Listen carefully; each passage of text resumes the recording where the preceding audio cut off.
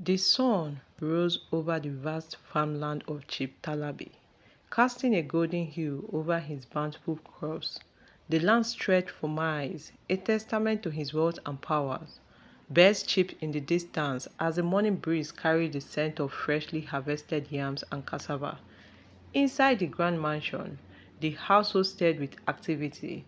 The wives of Chief Talabi moved about, tending to their morning routine.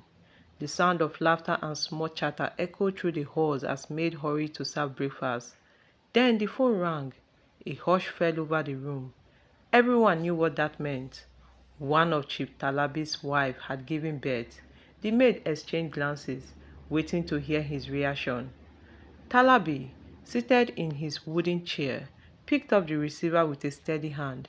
His deep voice rumbled through the silent room. "Hello," he said.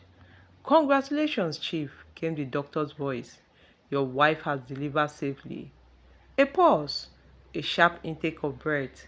Then Talabi's voice, low and firm. "Is it a boy or a girl?" The doctor hesitated for a second before responding. "It's a boy, sir." Silence. Then a heavy sigh. Talabi clicked his tongue in disappointment, and without another word he ended the call. His face hardened. He leaned back into his chair, rubbing his temples. The maid, who had been watching nervously, quickly turned away, pretending not to have heard anything.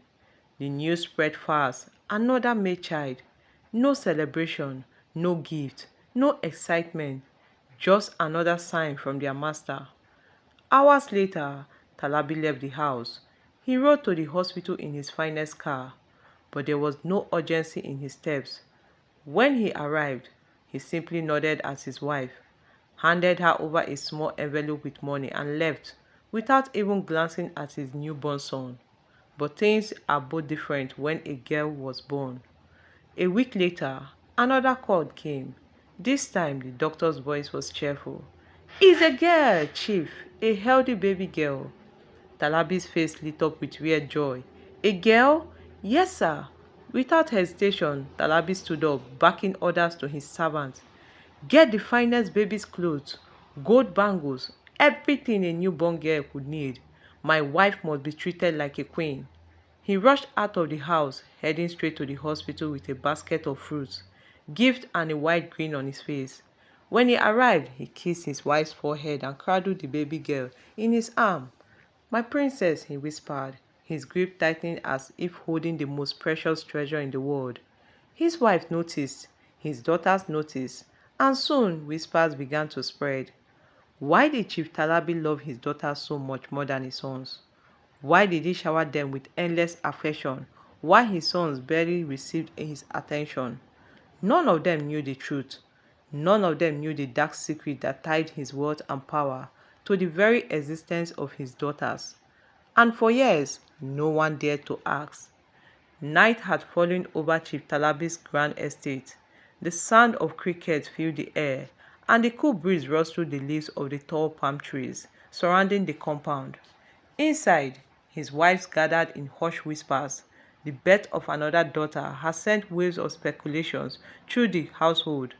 Ya Salim, the eldest wife, adjusted her wrapper and sighed. "Have you noticed? He didn't even celebrate when a son was born last week. But today, look at the way he danced." Iyarisi, another wife, nodded. "He showered gifts on Iyakemi as she had given him a throne. Yet the woman who bore him a son received only an envelope. Why does he value the girl so much?" No one had an answer, but one thing was clear. Chief Talabi's love for his daughters was not ordinary. It was obsessive. Meanwhile, in his private chamber, Chief Talabi stood alone, staring at a small wooden box on his table. He slowly lifted the lid, revealing an old faded piece of cloth, one that had been given to him many years ago by an aged herbalist. His mind drifted back to that fateful day. Years ago, Talabi had been from a poor home. He was indeed a poor farmer, struggling to make ends meet. His lands were dry, his harvest meager. He could barely feed his wife, let alone build a future. Desperation had driven him deep into the forest, where he sought the guidance of a powerful herbalist. I want to be rich, he pleading, kneeling before the old man. I want my farm to yield beyond measure. I want wealth, power, and everything. The herbalist had studied him with cold, knowing eyes. Then he had given Talabi two choices. The first path to wealth, the herbalist had said, is to sacrifice your mother. Talabi had recoiled, horror washing over him. Never! My mother suffered for me. I could never do such a thing. The herbalist has simply nodded. Then the second part is this. You must protect the dignity of your female children. As long as there is an untouched daughter under your roof, your wealth will never cease. The more daughters you have, the greater your harvest. But if even one of them loses their purity before marriage, your wealth will crumble. Talabi had hesitated, his mind racing. But then he had thought of his barren land, his empty pocket, and his hungry wife. This is easy, he told himself. I will marry more women, have more daughters, and ensure they remain untouched. And so he had made his choice. Present day, Talabi let out a slow breath, running his fingers over the cloth in the box. His decision all these years had given him everything he desired: endless riches, a thriving farm, and power beyond imagination. But it had also made him a prisoner to his own fears. His daughters were his lifeline. His sons, they meant nothing. That was why he built high walls around his estate, ensuring his daughters never stepped beyond the gate. That was why he hired only female servants, refusing to allow any man near his girls. That was why his daughters were taught at home, never allowed to school outside. His wealth depended on their purity, and he would do anything to protect it. But deep in his heart, a shadow of unease lingered, because fate had a way of challenging even the strongest walls. And soon one of his daughters would question the world beyond the gate. A storm indeed was coming, and Chief Talabi would not be prepared to know what was going to happen. The sun rose over Chief Talabi's estate, casting golden light over the vast farmland. The air smelled of ripe crops, fresh morning dew, and distant scent of roasted maize from the kitchen. But for Kikilmo, it was another day of quiet frustration. She sat by the window in her room, staring at the high walls that surrounded the compound. The sounds of bustling city beyond those walls called to her, a world she had never seen, a life she had never even tasted. Her sisters ran around the courtyard, laughing and playing, but Kikolomo was lost in thought. She had tried sneaking out before, only to be caught and punished severely. Her mother had cried, begged her never to attempt it again, warning her of their father's wrath. But curiosity had a voice louder than fear. Later that afternoon, as she sat in the garden with her younger sisters, her thoughts slipped out in a whisper. Don't you ever wonder what's beyond the gate? She asked, plucking at the grass beneath her fingers. Her sister, Aminat, giggled. Father says the world outside is dangerous. That's why he's protecting us. But what if it isn't? Kikeloma challenged. What if it's beautiful? What if these are the things that we have not yet seen? Their youngest sister, Farida, clapped her hands. Like what? Kikilomo hesitated. She wasn't sure what was outside, but she had heard stories. Their older sisters, the ones who had been married and left, spoke of bright lights, crowded streets, and people who lived freely. Amina shook her head. Stop thinking about it, Kiki. You don't want father hearing you talk like this. But Kikilomo did want to think about it more than anything, and soon she will do more than you think. That evening, Chief Talabi sat on his grand chair in the living room. His wives gathered before him. Tomorrow we will have guests, he announced. Some of our in-laws are coming to visit for the festive season. The wives nodded, already making mental note of the preparations. The younger children will meet their married siblings, and the house will be full of joy. But for Kiki, it was more than just a family's gathering. It was an opportunity. Her sisters, who had been married and left, would be coming. Women who had seen the outside world, who had lived beyond this world. She will ask them everything, and maybe, just maybe, she will find a way to see it for herself. The morning of the festive gathering arrived, with the scent of jollof rice and freshly baked bread filling the air. The entire compound buzzed with activities, wives instructing servants, children running around in excitement, and workers preparing for the arrival of the visitors. Kikilmo stood at the balcony of her room, her heart pounding with anticipation. Today was the day. Her married sisters will arrive, and she will finally get her answers. By midday, the gate swung open, and cars rolled into the compound. Laughter and cheers erupted as Talabi's older daughters stepped out with their husbands and children. The younger girls rushed forward to greet them, hugging their sisters tightly. From the doorway, Kikilomo spotted Rashidat, her favorite sister, the one who had gotten married 3 years ago. She was dressed in a flowing gown, her skin glowing, her eyes filled with something Kikilomo had never seen before. Freedom! Later that afternoon, when the feasting had settled, Kikolomo pulled Rashidat aside into one of the empty rooms. Sister, she whispered urgently, tell me about the outside world. Rashida chuckled. You ask as if it's a different planet. Isn't it? Kiki's eyes were desperate. We don't go anywhere. We don't see anything. Father keeps us locked up like birds in a golden cage. Rashida's smile faded. She sighed, taking Kikilomo's hands in hers. Outside is different. There is freedom, yes, but there is also struggle, responsibility and danger. I don't care about the struggle. I just want to see it. Rashida studied her sister for a moment, then smiled knowingly. You really want to leave this place, don't you? Kikilomos hesitated, but then nodded, even if it's just for a day. Rashida's face darkened with worry. Kiki, father will never allow it. If you get caught, I won't.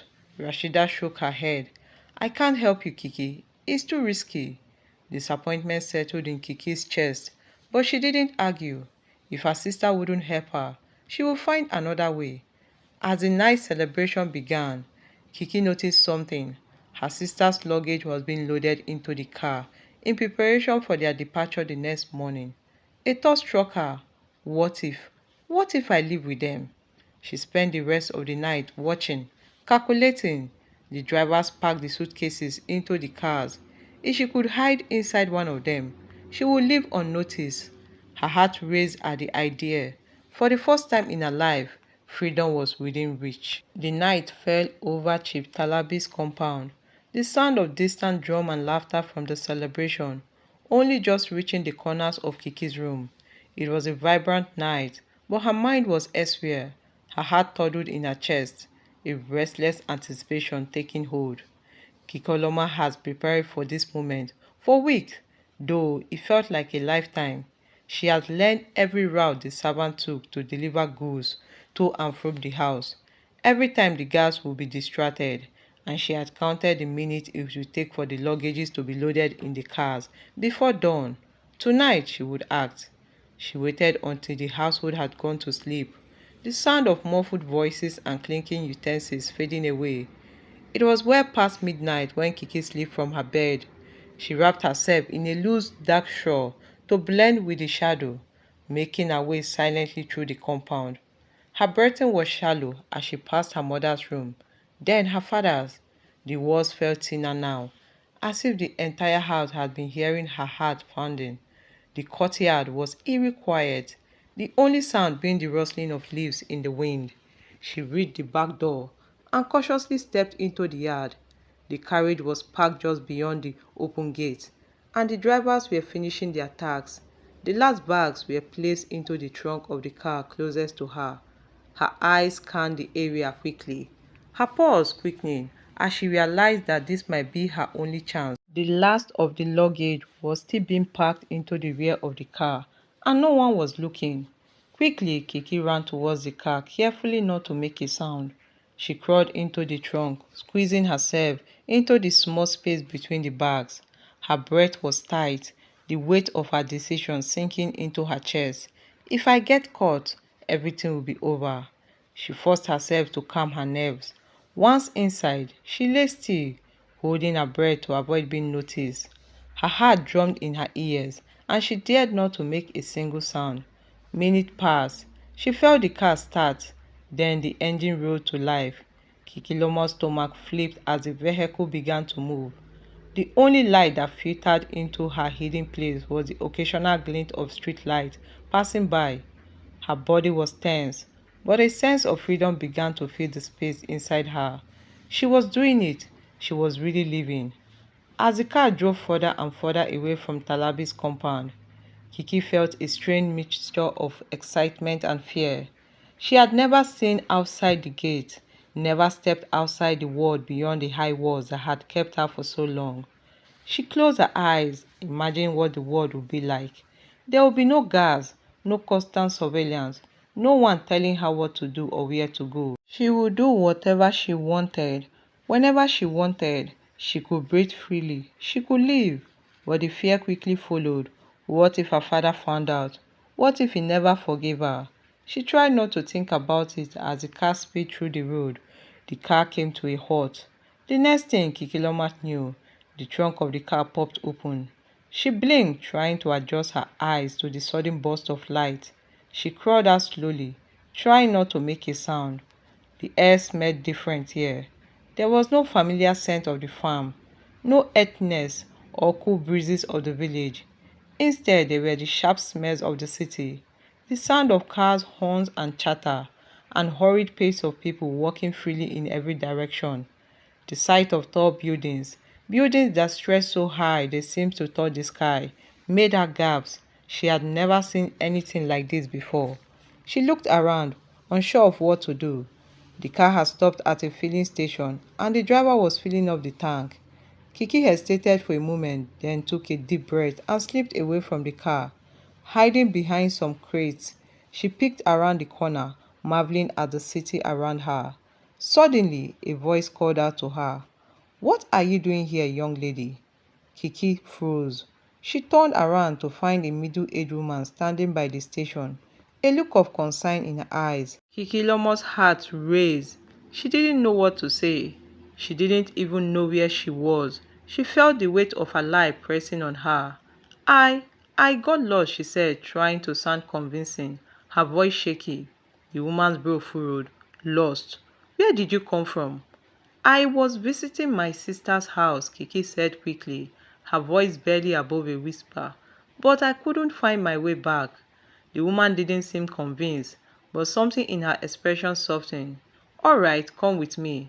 Let's get you some food and water first. You look so unwell. Kiki has never been exposed in the entire life. The busy street of the city, the people walking in every direction, felt very overwhelming. She hadn't prepared herself for how vast and noisy the world outside Talabi's compound was. Her body was still trembling from the adrenaline of her escape, and her stomach growled loudly, reminding her of how long it has been she had eaten. The woman who had stopped her at the filling station seemed to understand Kiki's unease. Without saying much, she gently took her hand and led her away to the bustling station and into a quieter, more secluded area. The street was lined with small modest houses, far removed from the grand buildings Kiki had seen earlier. She could smell food cooking in the air, and the sight of small vegetable garden made Kiki feel strangely at ease. I am Nkechi, the woman said as they walked on. What is your name, child? Kiki hesitated for a moment, still unsure of how much to trust this stranger. But then she remembered her situation. She was lost in the city. She didn't know, with no phone and no way to contact her family. This woman might be her only chance of getting home, or at least finding help. I am Kikilmo, she replied softly. Nkechi gave her a warm smile and led her into her home, which was modest but welcoming space. The furniture was simple. There was a certain warmth in the room, the kind Kiki had never experienced outside her father's compound. Sit down, Kechi said, guiding her to a chair by the table. I will get you some food. Kiki sat quietly, her eyes scanning the room. There were photographs on the wall, some old and worn, others newer. A young man in his early 20s smiled in one of the pictures. He looked like he would be Nkechi's son. Where are you from, Kikilmo? Nkechi asked as she pulled out some plates and began preparing a meal. Kiki opened her mouth to respond, but then closed it again. The story she had told the woman about getting lost didn't feel right. How could she explain that she ran away from home, that she had escaped from a life where she was locked away from the outside world? "I'm from Lagos," Kiki said finally, settling on a simpler lie. Nkechi didn't press further for details. She brought the food to the table and set it in front of Kiki. The meal was simple: rice, beans, and some vegetables. But it was more than Kiki had eaten in days. She dug in hesitation, savoring every bite. As she ate, the young man from the photograph entered the room. He was tall and lean, with a kind face that seemed to radiate a quiet strength. He gave Kiki a curious glance, but didn't say anything. "Ah, this is my son Ade," Nkechi said, introducing him. "Ade, this is Kikilmo. She's staying with us for a while." Ade nodded at Kiki, but didn't say much. He seemed content to let his mother take the lead, though his eyes lingered on her for a moment, as if trying to figure out who she was. Kiki nodded back, feeling a little embarrassed by the attention. She had never had to explain herself to strangers before. After dinner, Nkechi took Kiki to a small bedroom at the back of the house. "You can sleep here tonight," she said kindly. "We'll figure out things in the morning." Kiki nodded gracefully and lay down on the bed, feeling the softness of the mattress beneath her. It was a strange feeling to be in such a humble home after spending her whole life in the luxury of her father's compound. Here, the walls were decorated with expensive tapestry, and there was no guard watching her every move. But there was a sense of peace, something Kiki had never truly experienced before. As she closed her eyes, she thought about the family she had left behind. Was her father already searching for her? Was her mother worried? She felt a pang of guilt but pushed it aside. She wouldn't go back, not yet. Kiki fell asleep to the sound of crickets chirping around and the soft murmurs of voices from the other room. The next morning, Kiki woke up with the smell of cooking food. She stretched her body, still aching from the events of the past few days. Her mind was a whirlwind of thoughts. But one thing was clear: she couldn't stay with Nkechi forever. She didn't even know this woman. And as kind as she had been, Kiki couldn't afford to put herself in a position where she was dependent on someone else. She heard voices in the kitchen and slowly made her way there. Nkechi was cooking breakfast and Ade was sitting at the table reading a newspaper. "Good morning, Kikilmo," Nkechi greeted her with a smile. "I hope you slept well." Kiki nodded. "Yes, thank you. I'm sorry to have imposed on you like this." "No need to apologize," Nkechi said warmly. "You need help and I'm happy to give you. But we need to figure out what to do next. Where will you go now?" Kiki's heart sank. The question she had been avoiding had finally come. She hadn't thought this far. She had only planned to escape, but now she had to face the reality of being alone in a strange city. "I don't know," she admitted, her voice barely above a whisper. I just I just needed to get away, to find something new." Nkechi nodded, her expression softening. "I understand, but you cannot stay here forever. You need to find your way back home." Kiki nodded, but her heart was heavy. She couldn't go back to Talabi's compound, not while she was still angry at her father. She didn't want to return to a life where she would be controlled and confined. But where else could she go to? "Maybe I can help," Ade said suddenly, breaking the silence. His voice was calm but firm. "I know people in Lagos. I can help you get back. But you need to make sure this is what you want. You can't keep running from your life forever." Kiki looked at him, unsure of what to say. The weight of the decision was heavy. But she knew one thing for certain: she couldn't stay in the dark any longer. "I don't want to go back," she said finally, her voice stronger than ever. "But I don't know what to do." Nkechi and Ade exchanged a glance, and then Ade spoke up again. "Then, maybe it's time to stop running and start living. You deserve more than you have been given, Kikilmo." Kiki felt a flicker of hope, something she hadn't felt in years. Maybe, just maybe, this was the start of something new. The sun had barely risen, but Talabi was already awake, pacing in his grand home. His once peaceful demeanor was replaced by a storm of anxiety and anger. He had not been able to sleep the entire night, his thoughts consumed by the disappearance of his precious daughter, Kikilmo. How could she have slipped through his fingers? How could his carefully controlled world have been upended so easily? His eyes, normally calm and calculating, now burned with fury. Every moment without news of her felt like a dagger in his heart. Kikilmo has been the most curious of his daughters, but she had never shown any signs of rebellion. He had trusted her to remain under his protection, to uphold the rules of the house and to keep her virginity intact. And now she was gone. Where is she? Talabi growled under his voice, his dark, thick voice with frustration. He couldn't shake the fear that his worst nightmare was already happening. What if Kiki had been defied? What if some strangers had taken advantage of her by violating everything he had worked so hard to protect? His mind raced through all the possibilities.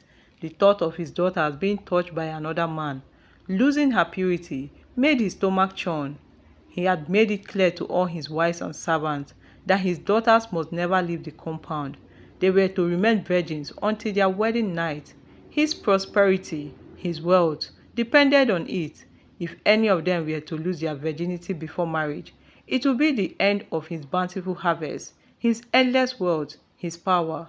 Where is she? Talabi repeated, this time louder, his fists clenched tightly. His first instinct was to storm over to his wives, to shake them awake and demand to know how they allowed Kikilmo to escape. But something inside him stopped him. He knew they would just be as devastated as he was. After all, Kiki was his most cherished daughter. But this was beyond just a missing child. This was a matter of life and death for his world. In a fit of rage, he stormed to the living room where his most trusted men were waiting. Get up, he snapped, his voice cutting through the room like a whip. Gather the men, send them out. We will find my daughter, and we'll find her now. No stone will be left unturned. Search every corner of the city. She cannot be allowed to lose her virginity. You understand? The men nodded quickly, fear and respect evident in their eyes. They had known Talabi for years and had seen his wrath before, but never like this. They understood that Talabi wasn't just looking for his daughter. He was fighting to protect his entire way of life. His fortune, his future depended on their virginity. I will not let my daughter's purity be lost to the streets, Talabi muttered under his breath as his guard dispersed to search every inch of Lagos.